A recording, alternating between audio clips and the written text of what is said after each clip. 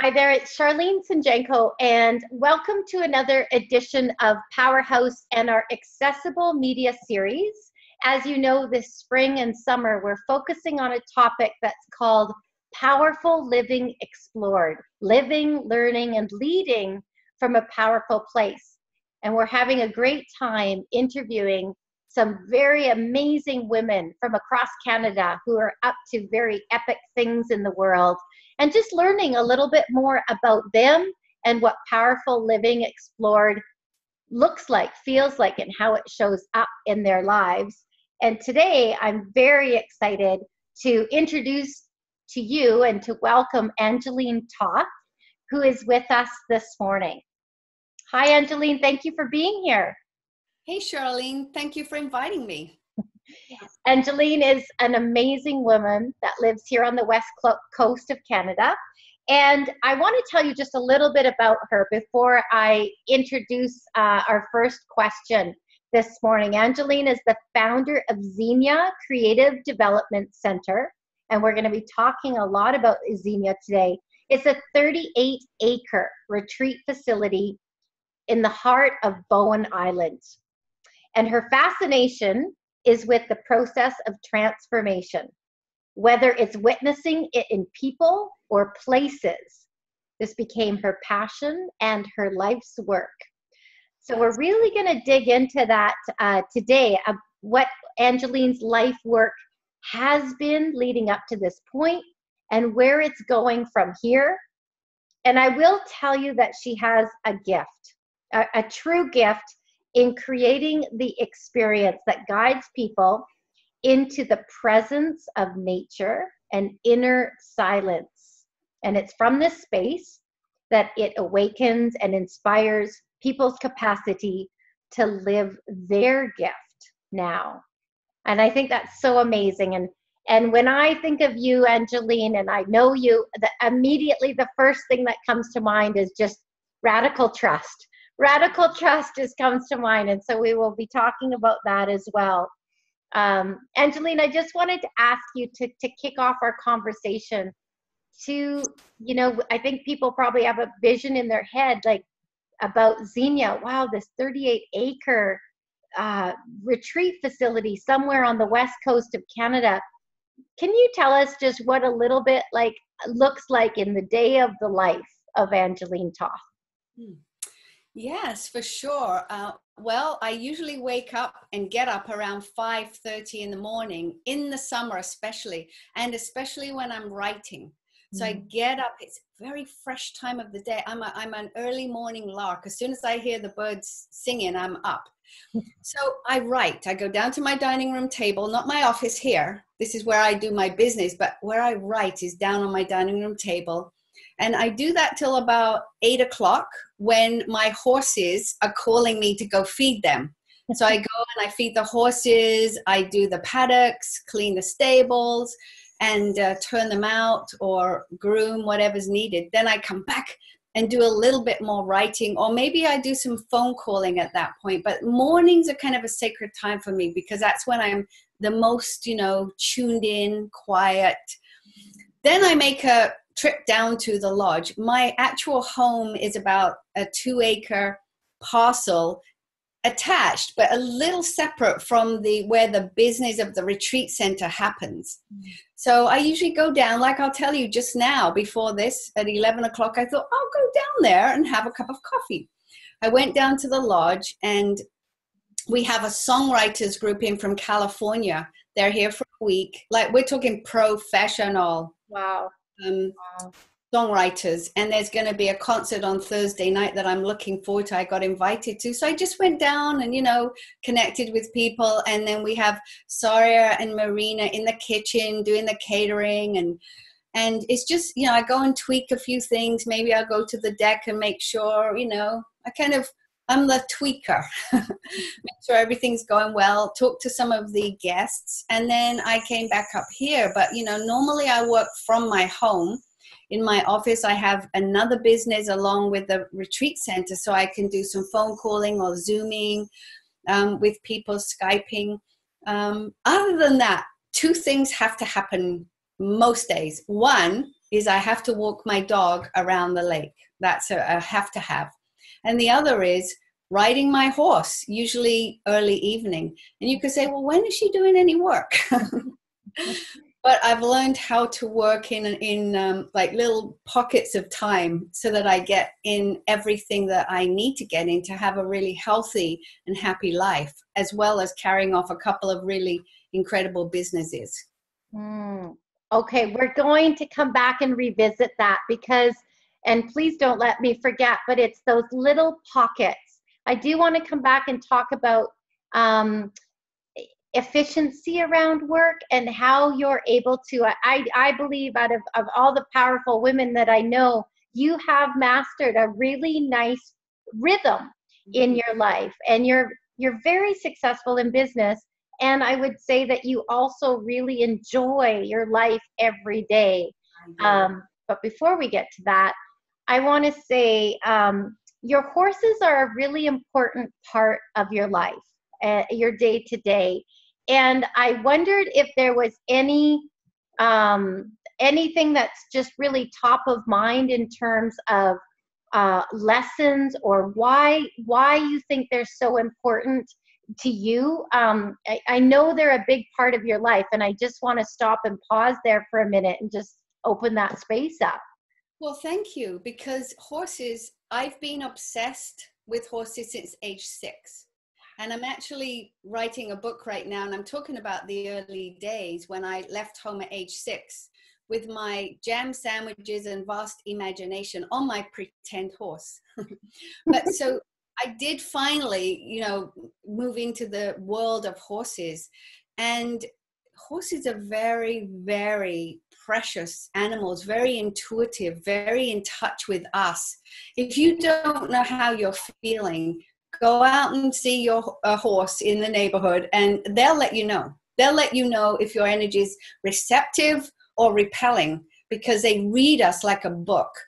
And beautifully, my daughter, you know, you never know how your children are going to grow up, but my daughter is an equine vet specializing in sports medicine for horses and chiropractics and things. So, like, what are the chances of that? You could say, well, she got indoctrinated by you, but truly that's not the case, because I have friends who really wanted their daughters to be, and sons to be horse people, but they weren't. It just wasn't in their DNA. So anyway, thank you for bringing up horses, because as you can tell, it's a great passion of mine.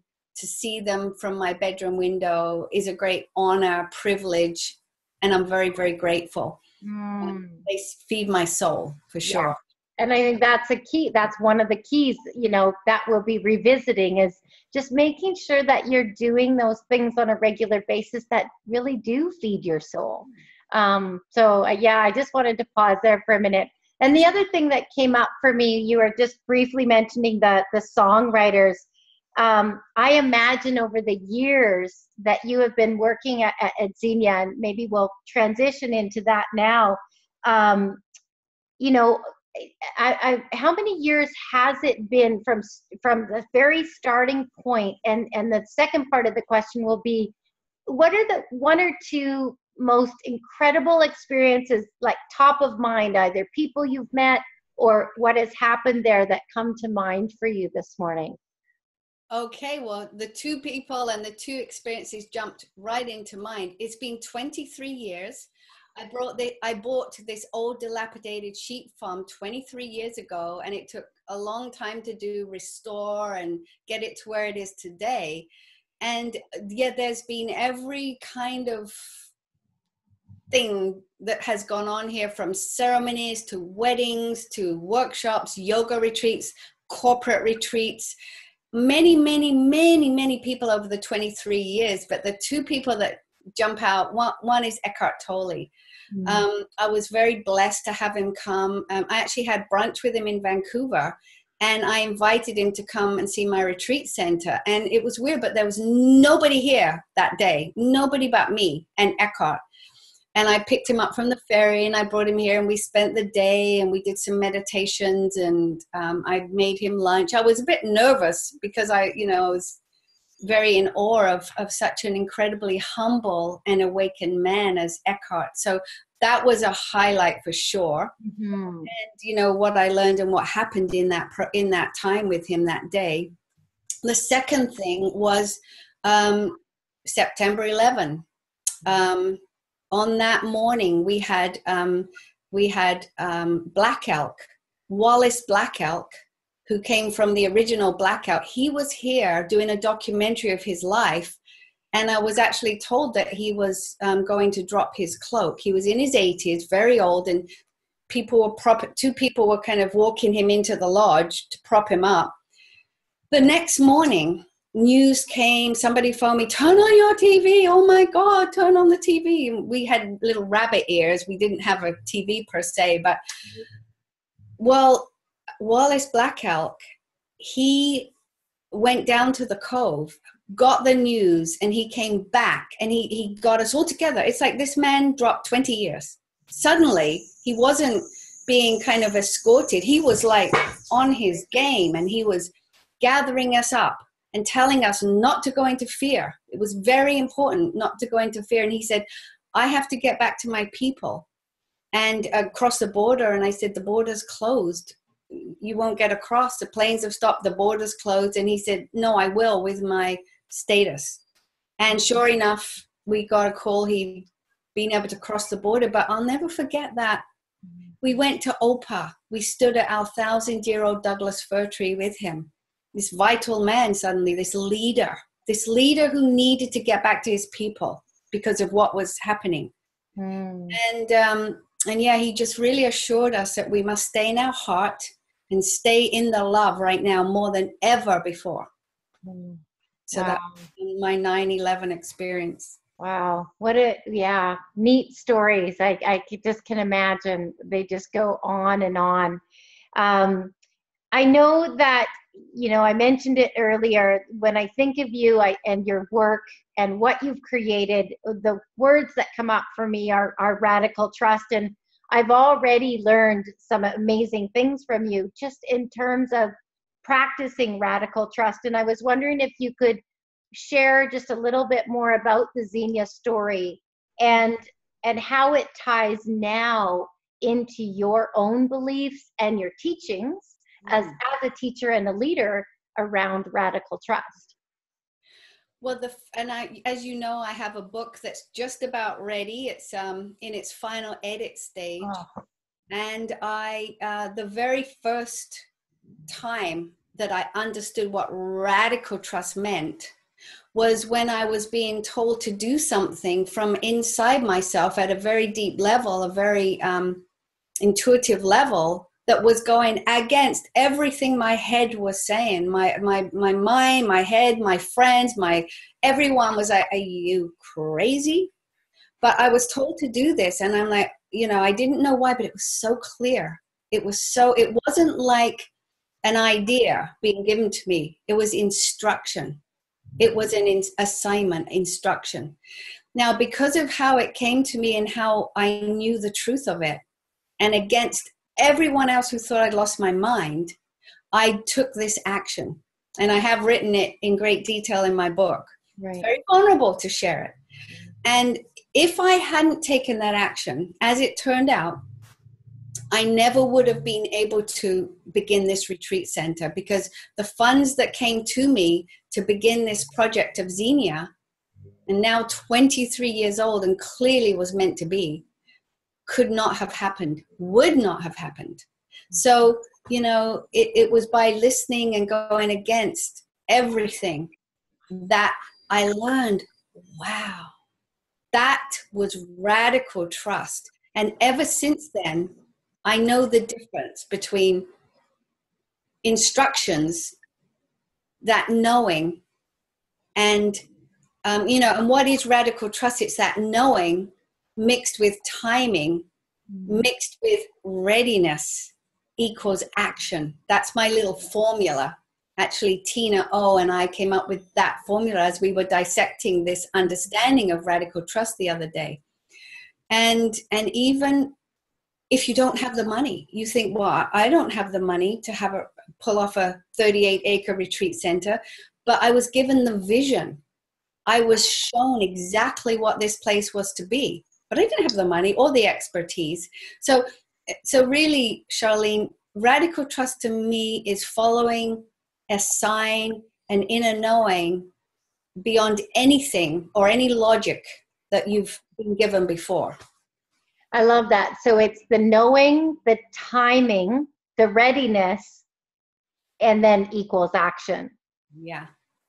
So can you provide a couple of tips or tools or just little door openers if there are women listening and they're open to wanting to explore radical trust even a little bit, but they're not even sure where to start or how to start. And how would you identify or just be open or welcome, just moving a little bit beyond getting the next best idea into really knowing, like you said, that it's instruction, it's an assignment, and it's being given to you? Yes.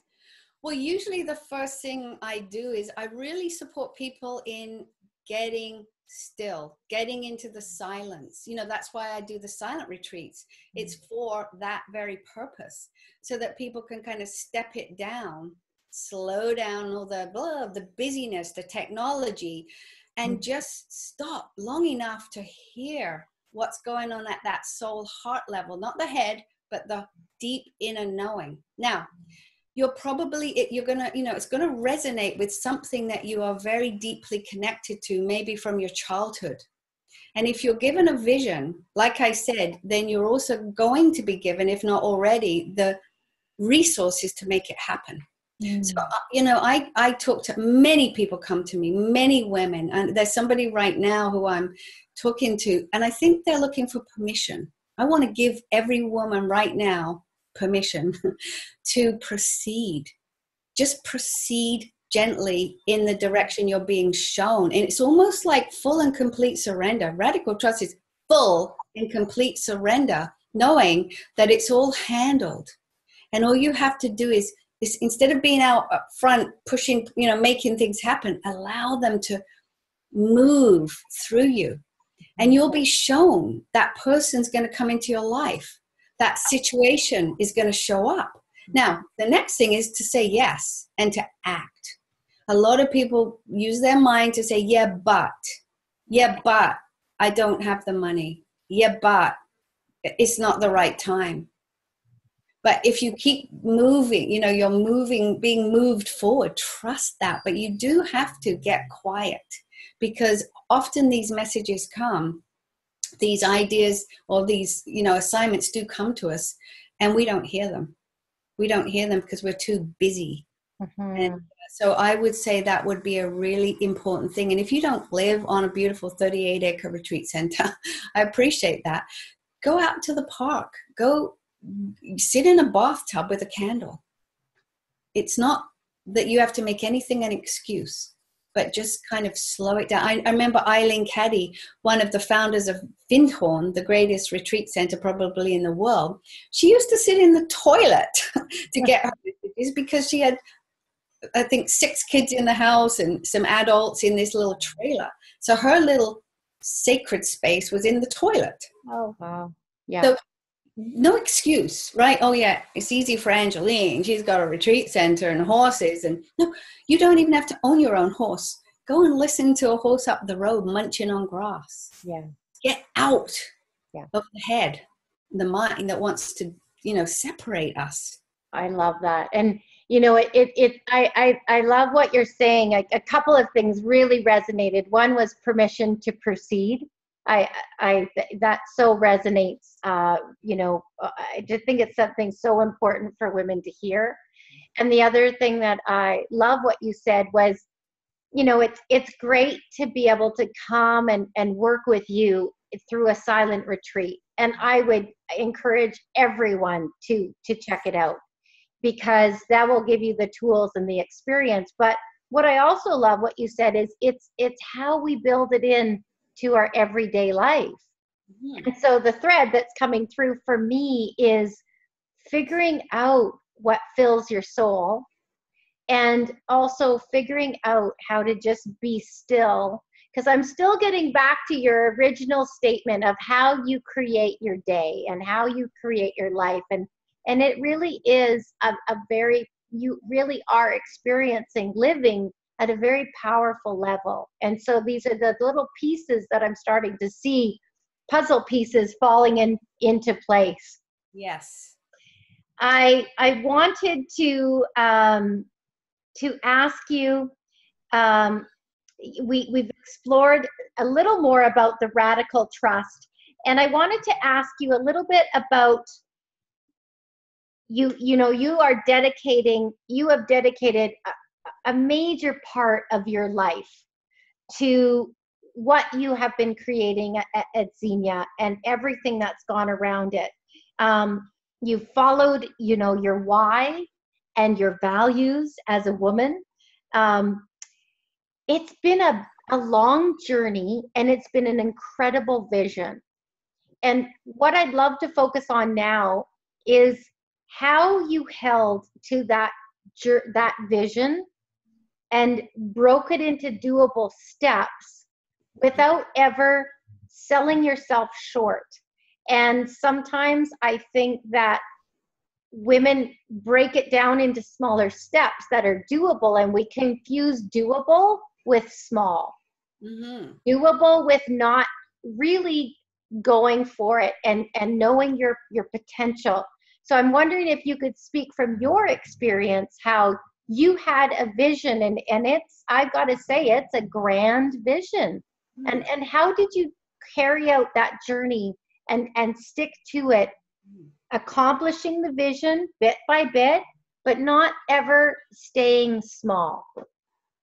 Well, Charlene, it hasn't been easy. It's been a lot of work. I'm giving you a little bit of a taste of my life today, of the space I'm able to take. But I've had my years of working my butt off from morning to night, falling into bed like exhausted and not having the time to ride.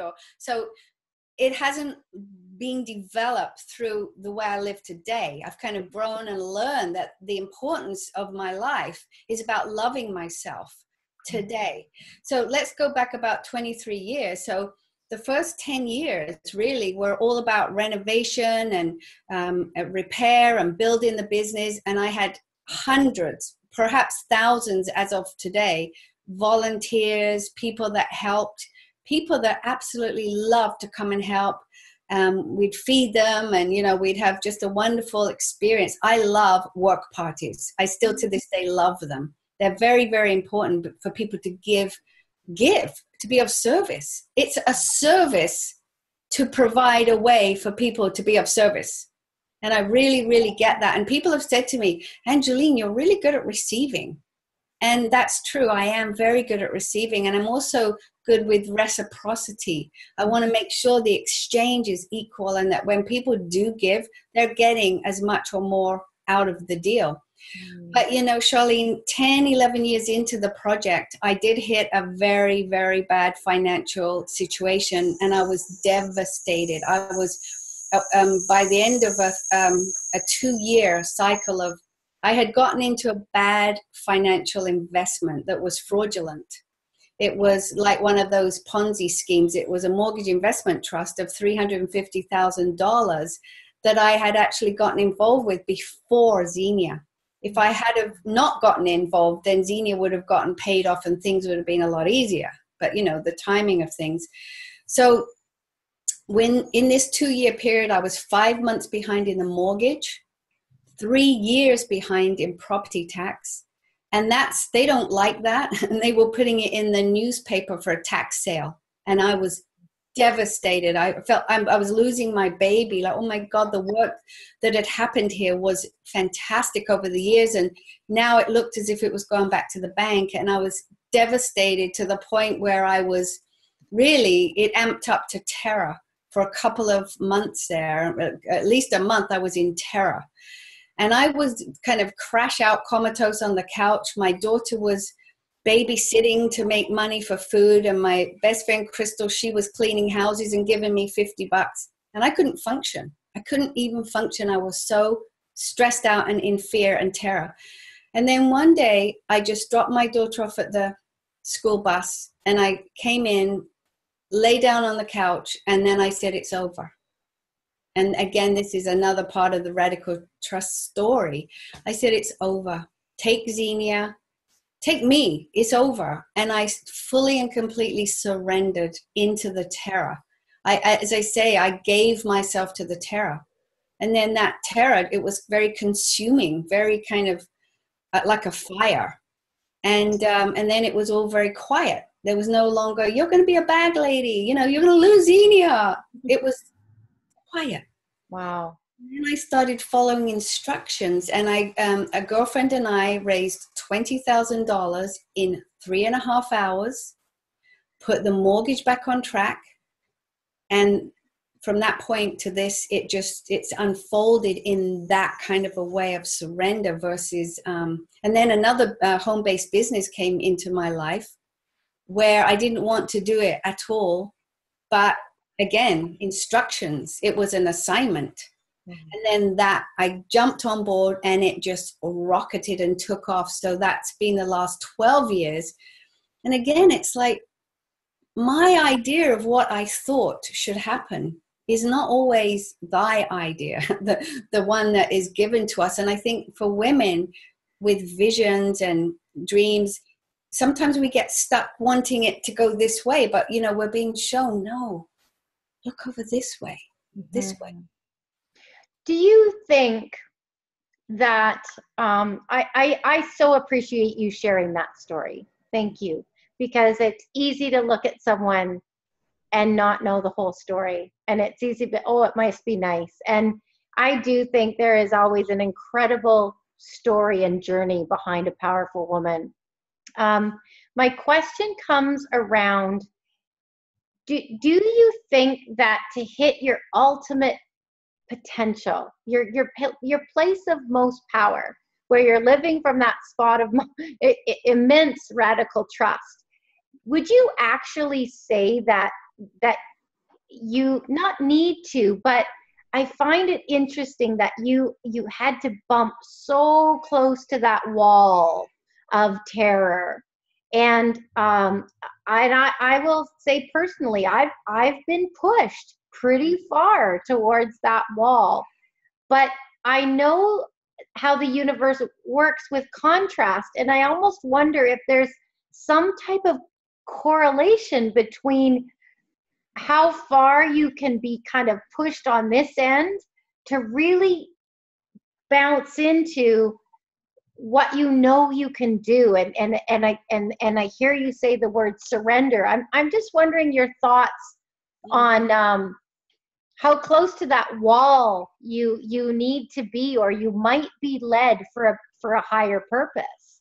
Yeah, Charlene, it's not just to the wall, it's through the wall. It is into a total a death. Surrender isn't something I can decide to do. Oh yeah, I'll just surrender. Okay, white flag. Yeah. No, it happens when it's ready.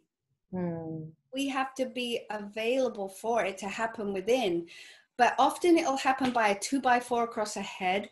People get, awakened through that, or something really, really intense. But it's beyond the mind. For me, it was a death. I got to the point where it's over. And I think it depends probably how much you struggle with the mind thinking it's in charge, the ego mind, as to how much you have to crack and get into something very severe to wake up. But it seems to me, in all the stories I've ever heard, you're brought to the edge and over. You have to go over the edge. Okay. Yeah. Okay. No, I think it's valuable to know. And I want to encourage women that are hanging on the edge to hear you and say, you know what? I heard, Angelyn, you got to go over, you got to go through the wall. So I do appreciate that. Wow. What a story of radical trust. I'm going to try to tie our conversation up with just a couple of final, we'll call them little shortcut, quick cut questions. I know people can learn so much more about you and your story and the retreat center from your website, and we'll be sure to link that directly with this video. But I'm wondering, just in a closing, if you have any favorite morning rituals or routines, little habits that you do on a daily basis that that you would really encourage women to start their day off with most powerfully. And I'm just wondering if there's anything that you'd like to pass along to there. Okay, well, I'm a morning lark, so I love the morning. And when I get up, I make my cup of tea. Now, I'm from England, and I have to have my cup of tea in the morning, and it's a meditation, that morning cup of tea. And I flick on a couple of candles, even if it's still, light. I put on some candles and I just sit, and usually I'll have a dog and a cat, one on one side and one on the other, and we just sit there on the couch. And I'm not, thinking about the day, or I'm just being. I'm just being in this beautiful moment with the candles, not trying to meditate particularly, but just sitting and being. And it's very, very precious time. And if I ever have anyone else staying over at my house, I'll get up even earlier so I can have that little bit of spaciousness before the morning begins, before I don't get on my computer unless I'm writing. If I'm writing, I'll get up, put the candles on, take a few moments, and then I start writing. But other than that, no emails, nothing, no way. Later, because there's something about giving that to yourself. It's about loving yourself. As I say, I think that's the fundamental, most important thing for every one of us to do, is to love and respect ourselves. Because if we came to planet Earth to be in service to this mind body, Angelyn, Charlene, whoever you are, if you did come to planet Earth to be in service to here first, what would you do? Definitely. And, most people will say, well, I would love myself. I would, I would love myself. Then I can give in a whole different way. Yeah, no, I love that. And you know what? I love the idea of using a candle. I think that's a great tip, because it just, people might get up, but I also want to just echo how important it is to give yourself some space in the morning alone before the day gets going. And even if it's just 5 or 10 minutes, just give yourself some special space. It really does start your day off most powerfully. And the other thing, my closing thought, and I will ask you yours as well, what I heard you say is you're good at receiving and practicing reciprocity, which is one of the values of PowHERhouse. And I really just want to celebrate that about you, because I think as a leader, the word receiving doesn't come through enough. And women really do need to learn and fully embrace the power of the ask, and then being open and willing to receive. Absolutely. The giver and the receiver are the same, really. So if we don't receive, if we're not very good at receiving, then how can we support the givers to give? And then, vice versa. Somebody said to me only about a year ago, and he's done so much beautiful work here, the waterfalls and everything. And he says, Angelyn, you're a very good receiver. And I never thought about that. I never, but it made me stop and think. And then I thought, wow, that is an important thing for women, for all of us and men, to be good at receiving, because it's a gift to receive somebody's presence when they're standing in front of you. To be there, to really receive the gift of that person's presence, or the gift of an actual gift, or their work that they come and offer you. To receive it is not just about, thank you, but it's about to receive it, to see it, to witness the gift. And I think that's what he was talking about as well. I love that. And I think that's probably one of the most important things you've said today, is it's to be that ability to really receive it, to really acknowledge it and to appreciate and celebrate it, because that's tying it full circle. That's how you show that other person their importance in the interaction and why they're here. Yeah. I love that. Do you have any closing thoughts? Anything you'd like to finish off with? We've certainly enjoyed our conversation so very much today. Well, Charlene, I would just say that it hasn't always been easy. When you read my book, you're going to find out all kinds of difficulties along the way. I feel like I'm in a good place in my life now. And I just want to encourage everybody that has any kind of, longing on your heart yet to be fulfilled, that you say yes. Angelyn said yes. And, I encourage people to live their gifts and talents now. Why wait? Why wait? The world needs you to show up as you are. And I'm all over that. Exactly. Me too. Well, I'll be sure to connect your PowHERhouse profile with this video if people want to reach out to you with more information about your book, about the retreat, and just to connect with you, and if they're ready to take, the now, it's now, and to know that you're there. Thank you so much for your time today, Angelyn. So appreciated having you. Thank you so much, and you're welcome.